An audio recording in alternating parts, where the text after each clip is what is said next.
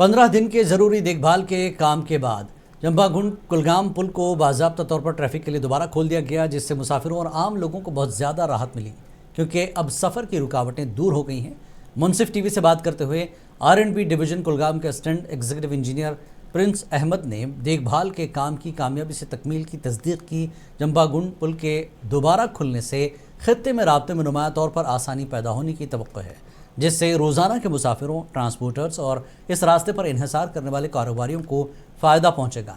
मकामी बाशिंदों ने भी मुसलसल अवामी मसाइल और शिकायत को उजागर करने पर मुनसिफ टीवी का शुक्रिया अदा किया।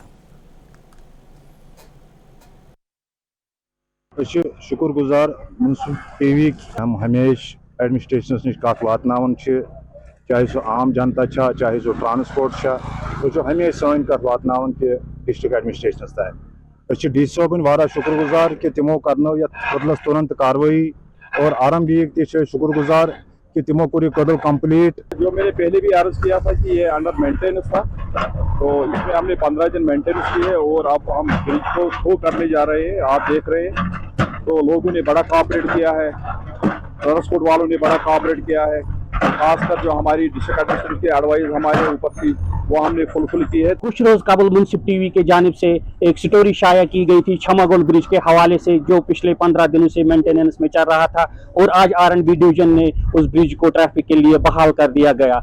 आम लोगों ने खुशी का इजहार करते हुए डिस्ट्रिक्ट एडमिनिस्ट्रेशन और R&B का शुक्रिया अदा किया। मुनसिफ टीवी के लिए कुलगाम से मैं दानिश्वर हमीद।